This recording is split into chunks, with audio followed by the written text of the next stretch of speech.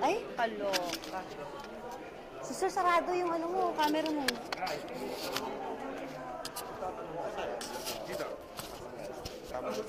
What? Ito ba si Edwin? O, ano sa asan mo?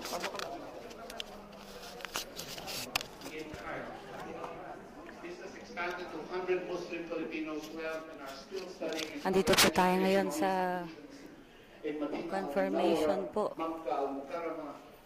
At confirmation po ni Secretary Judy Taguiwalo ng DSWD. Mark the beginning of our substantial foreign relations with the Islamic world. I may be bold in claiming that there is a genetic predisposition to follow in the footsteps of our fathers. We cannot deny the fact that there are families of doctors, engineers, educators, business entrepreneurs, and public servants. My grandfather, Sultan Alawi Alonso, our first elected Muslim senator, and my father were dedicated public servants. I aim to be like them, God willing. The outstanding standard of public service set by my father continued to inspire me. The goodwill he built in the Islamic world, I hope to reap, inshallah. It has instilled in me that given the opportunity to serve, it must be in the interest and the good of the country and its citizens first, before self and family. Further, the public service is enhanced by integrity, industriousness, and compassion. This is the legacy I intend to honor, keep, and pass on to my children and theirs as well. Second, I have been a migrant worker myself. My story of sacrifice living in and working in a foreign land echoes the story of millions of temporary and permanent migrants. I have lived in Filipino migrants.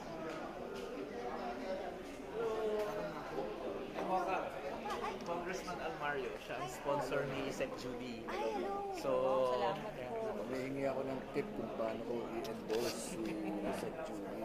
Baka may sa akin. Aba, ang tip dyan ay siya ang tumatayong ina ng bayan ngayon. Ayan, pwede ko sabihin yan. Pwede kitang i-quote. Sabihin niyo yan. At pumupunta siya sa mga liblibang mga probinsya, putikan pa, at pinupuntahan po ang mga nasalanta ng mga ano po. Pero ang balita ko, masarap sa magluto ng manok. Ay, gano'n po. Ang sabi ko. Diba sa Cordillera niya natutunan. so you're here to support. Sige po, we'll look for Secretary Judy. Sir, maraming salamat po. Nahanap po natin ngayon si Secretary Judy Taguiwalo ng DSWD. Nandito po tayo sa Senate para po supportahan po siya. Ayan din po si DOH Secretary Ubial. Ayan, so let's all wish them luck. Hello! Happy birthday to you! Picture mo. Hindi, galing ako kay Alan eh. Asan si Ma'am Aimee? Hindi niyo kasama? Hindi, naman nagtatrabaho. Wala na kami makakain. Sama-sama. My birthday idol. Hindi mo naman pinapansin yung Mag-hi ka naman sa mga ka-DDS natin. Sige. Hello po, happy birthday, Ma'am Mocha, ang aking favorite ASEC. Ay, grabe. Pakibati naman po yung mga OFWs natin, Sir Jun. Okay. Magandang umaga po sa Saudi Arabia at magandang gabi sa ibang party po ng mundo. At syempre po, nandito lang po tayo para sa kapakanan at mga pangangailangan ng ating mga OFW. At we really thank God that we have someone like ASEC Mocha Uson who's fully supporting our OFW. Pareho po kaming OFW, kaya po yung pagmamahal at malasakit natin, lalong-lalo na po si Tatay Digong, ngayon lang po natin naramdaman. Ituloy lang po ang laban at protektahan ng ating presidente. Yeah, thank you. Happy birthday, Mama. Salamat po. Yeah, see you in Russia.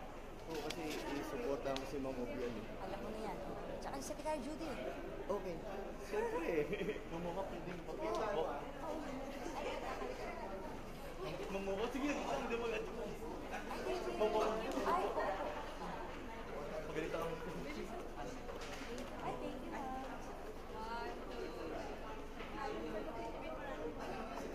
Bilis ko. Salamat po. Pwede tayo dalawa. Ako na mag-shoot. Sige.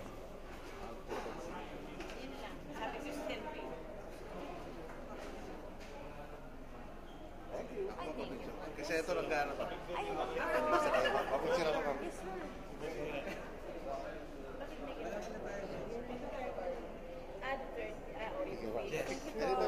Yes, yes, sir.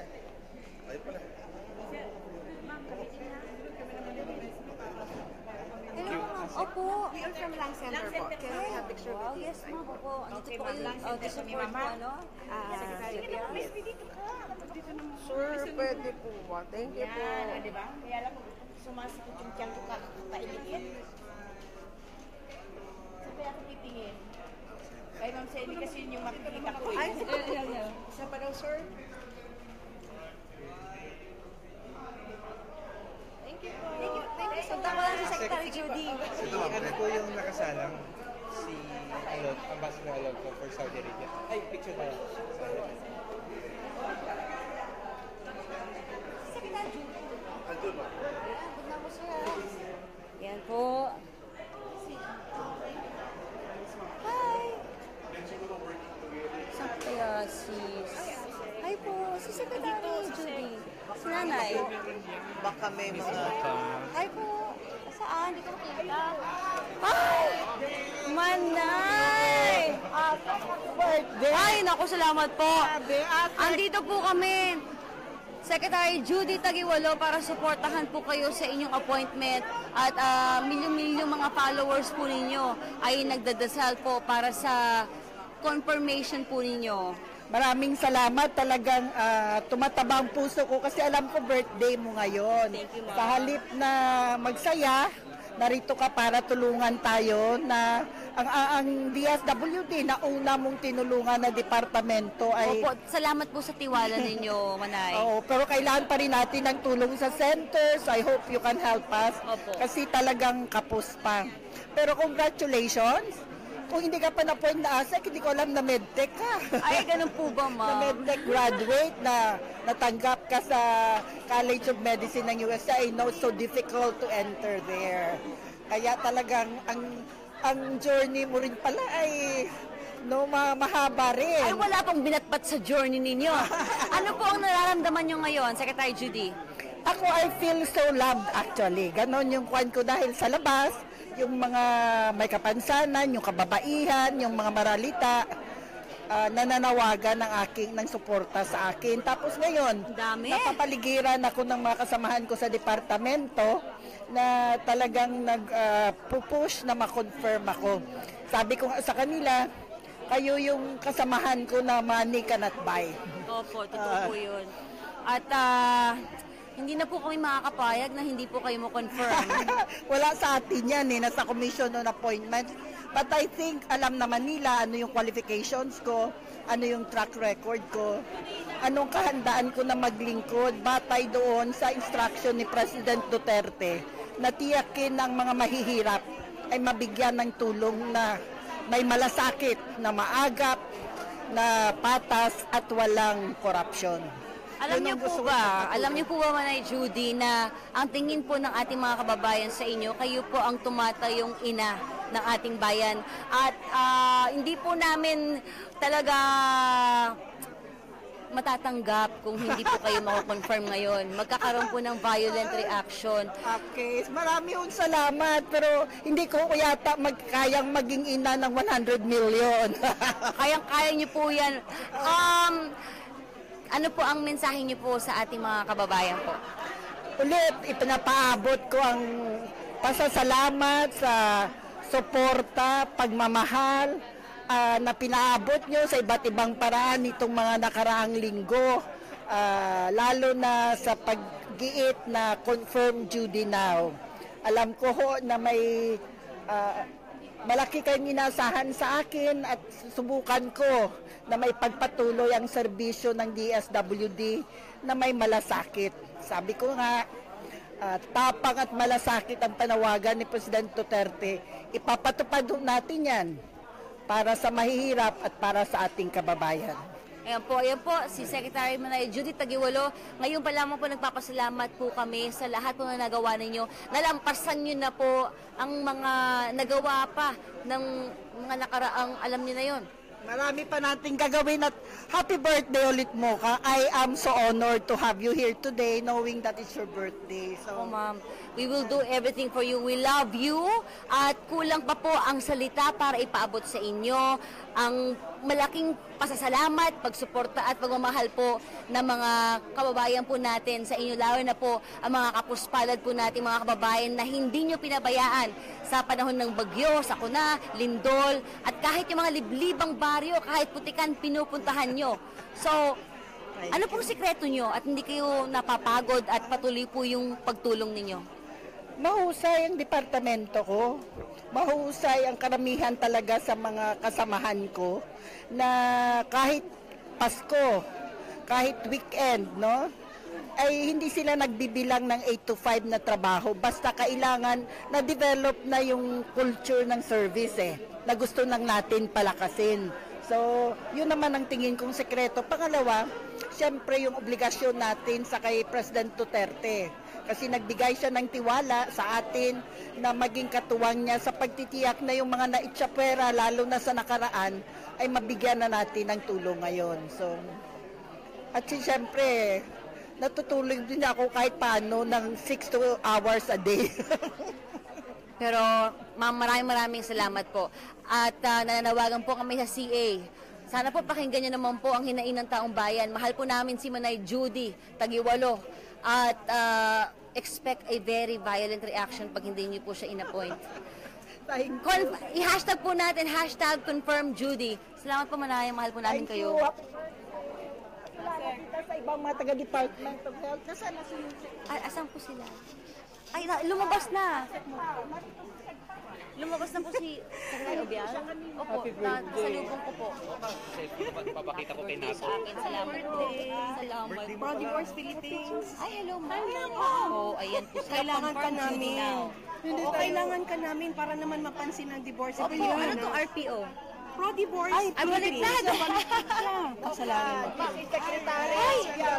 Hello po. Sa medical technology graduate. And then she was accepted by the UST College of Medicine. Ma'am, good luck po. Medicine ka pa. Ay, nag-drop out na po ako ng Kasi yung medicine. nanay niya nagkasakit. So she had to help. So, Ayan po. My son is in UST. Ay, really? First year medicine. Ayan po mga kadides, ngayon po kasama natin si DOH Secretary Obial. At ma'am, ano pong nararamdaman nyo ngayon? Kinakabahan ba kayo o ano pong Kinakabahan. emosyon? Oo. Pero in all my career in government, in public health, sabi ko nga, positive thinking, positive thoughts lang. Yes. Ano pong mensahe nyo po sa ating mga kababayan po?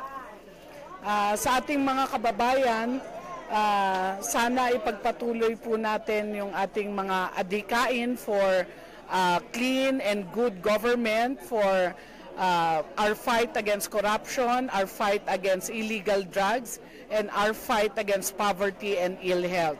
Yan po ang ating Philippine Health Agenda at sana maipatuloy po ng inyong lingkod yung ating mga adhikain at mga isinusulong ng ating presidente. Maraming salamat po, DOH Secretary Obial. Salamat po. Ay, interview po ata. Ay, I'm a follower of your vlogger. Ay, salamat po. Siyempre, ma'am, solid tayo. Can I take your picture, please? Ay, tayong dalawa po, ma'am. Oh, yeah. Akin na. Okay. Tayo ulit, mama. Ay, syempre, di pa nakakapaganda mo pala sa person. Mas maganda kayo. Wala tayo dun sa And congratulations for being assistant sa Thank you po, ma'am. Dahil lang po, mama, kita-kita. kami ng appointment sa iyo. Wala pa kayong card? Meron, ma'am. Ako wala. Kasi Pro Divorce Philippines. Asa ka na, hindi pa tayo nagpag-visit.